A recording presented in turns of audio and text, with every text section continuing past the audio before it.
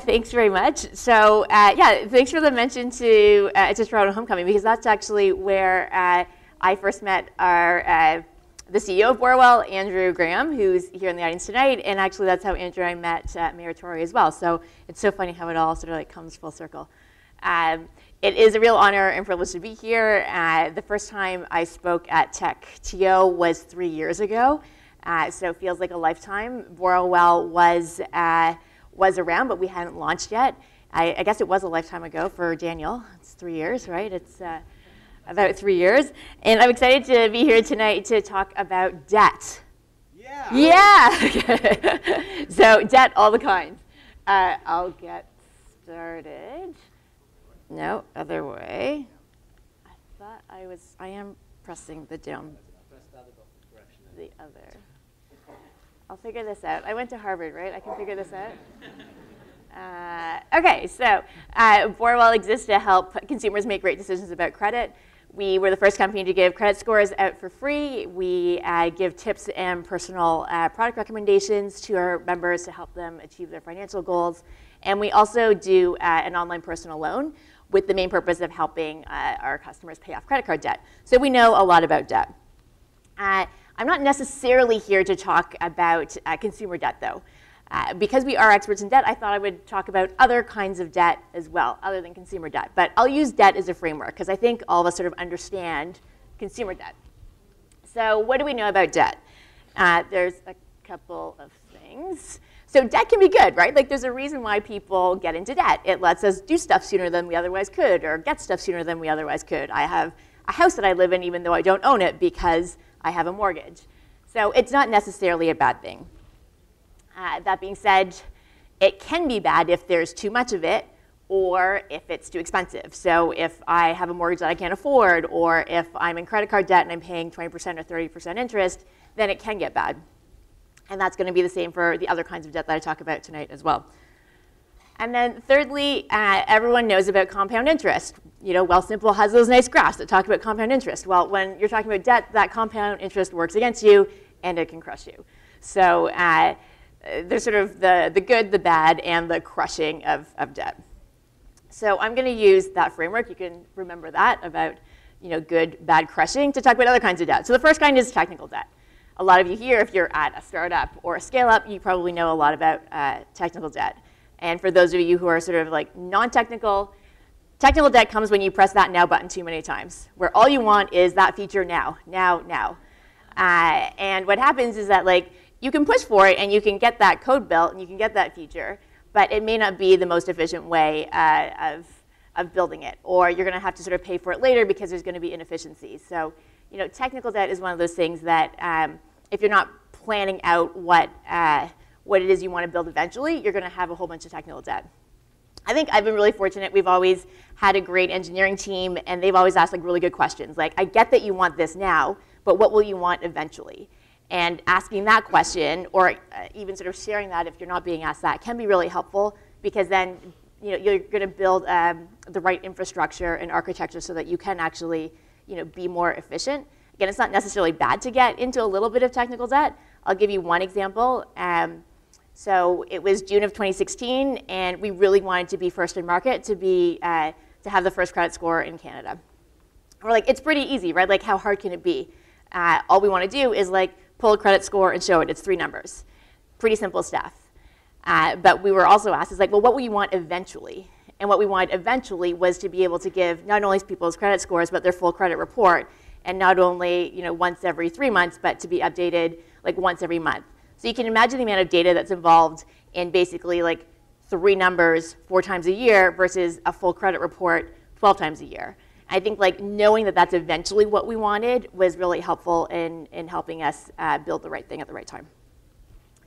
Okay, so second kind of debt, diversity debt. So I don't know if any of you saw this on Twitter. It was a poster at a university encouraging women to be in math. Unfortunately, they had 4 male professors who were speaking, and so yeah, this was a bit unfortunate. But I think this can happen as well in companies, because the easy thing to do when you're 1 person or 2 people or 3 people at a company, when you're looking to build the team, is you hire people that you know. You hire people from your network. The problem is that people from your network probably think the same as you do. They went to the same schools. They, had the same sort of work experience as you did. So then what happens is that you don't really have any diversity of thought. And as you keep on adding more and more people that look like you and have the same experience as you, that becomes your culture. Your culture becomes based upon shared experiences. And when you try to hire other people, they don't pass your culture fit test.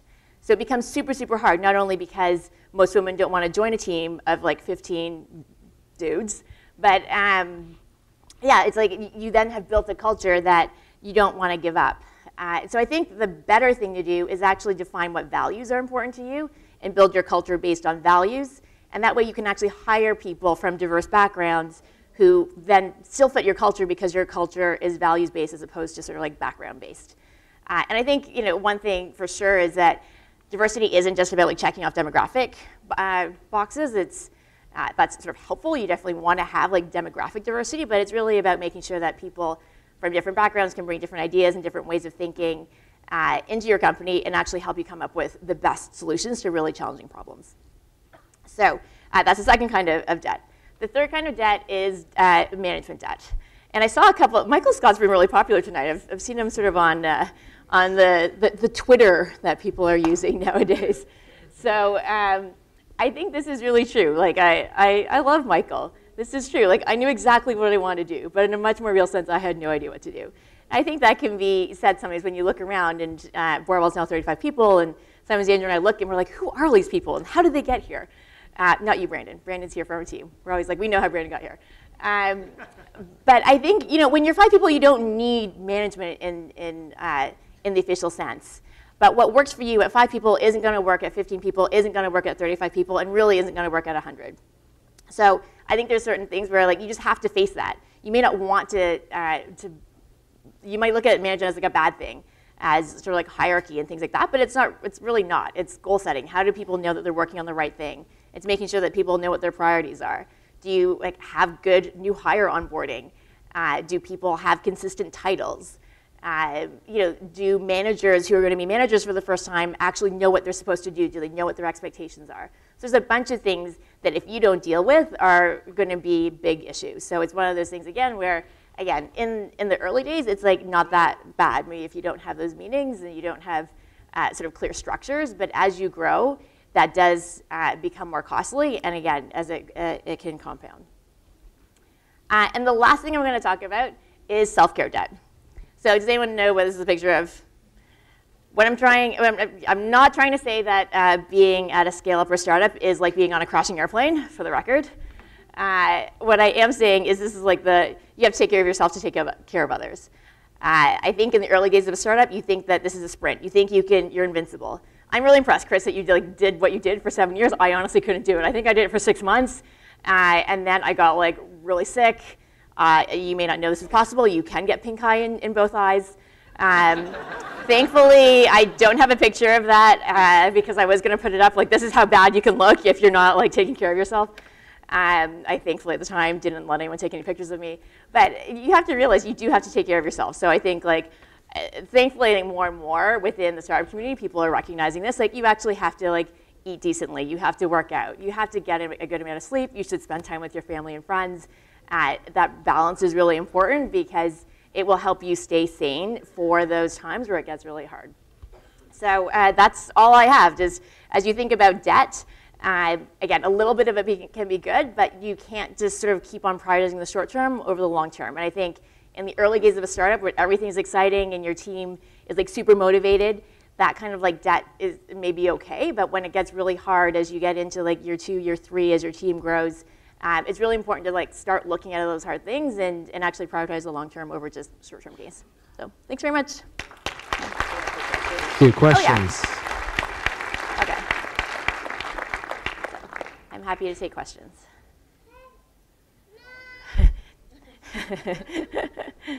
I can answer Paw Patrol questions too. I'm pretty good at that. So if Danielle has any. Yes. So I understand your role is operations. What would you say is the crux of it, or what's the biggest challenge of that kind of a role? Yeah, so I think my title is Chief Operating Officer, and I do think that role is different probably at every different company. So at Borrowell, it means that I oversee marketing, product, and our credit operations team. I think like today, what I'm thinking a lot about is that like scaling up. So what do our processes look like? How are teams like structured? Who's doing what? Like what's the cadence of our like different meetings? How do we make sure that we're setting goals and everyone understands the goal? So I think there's a lot to do with like scaling and making sure that everything sort of still works. Thank you. Yes. So the question is, when you were working with the financial companies, the big ones, the Equifax and the like, can you tell a little bit about the process of working with them, because you had to extract the data from them, I assume? Yeah, so I mean, Equifax is much more used to working with big financial companies and big banks. Right. I think like there's lots of pros and cons with working with bigger companies that are more established. And I think in a way it was amazing that they chose us to partner with, to be the first in Canada to launch free credit score. We were a company, I think we were like 12 people at the time, so it was pretty amazing. I think like the normal challenges that you have with working with like a bigger company would all apply. But in the end, like it's pretty amazing that we got a deal done, and I give them credit for that. I got a question here.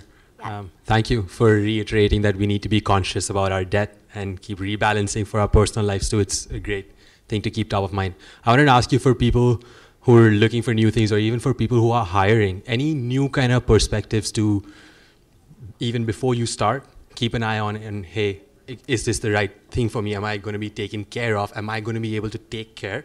And then if you're already sunk into something 3 years, how do you going to take that step back and say, oh, I haven't been taking care of myself. How do I reposition? Because it's going to be hard, right? Like you can't just wake up the next morning and be a different person. So how do you transition, and how do you look at something even before you start? Yeah, I think if you're, for the first question around like joining a company, I think it's really important if you can to like talk to different people at the company and sort of see like what their priorities are. And like you can ask a few different people. It's like, so what time do you get into work? And what time do you leave? And how do you, like, do you feel like you have a personal life? Do you feel, and I mean, those questions are gonna be different for everybody. I think on the like wanting to make a change, we at Borrowell, we use an OKRs method for tracking business objectives. So it's objectives and key results. We just have a Google Sheet, and everyone's are on there. So we have business objectives that cascade down from the company, but we also have personal objectives on there. And mine, starting in January of 2015, was to get more sleep. And so I had a goal. It has to be a SMART goal. It has to be measurable. So it was like, I think my goal was at least 7 hours of sleep, or like an average of like 7 hours a night of sleep. And we tracked it. So it was one of those things where, because it was public, everyone knew, people would like ask me about it. So I think it's like any other goal. Treat a personal goal just like a business goal. It has to be measurable. It's time bound, and you track against that. Okay, thanks. Thank you.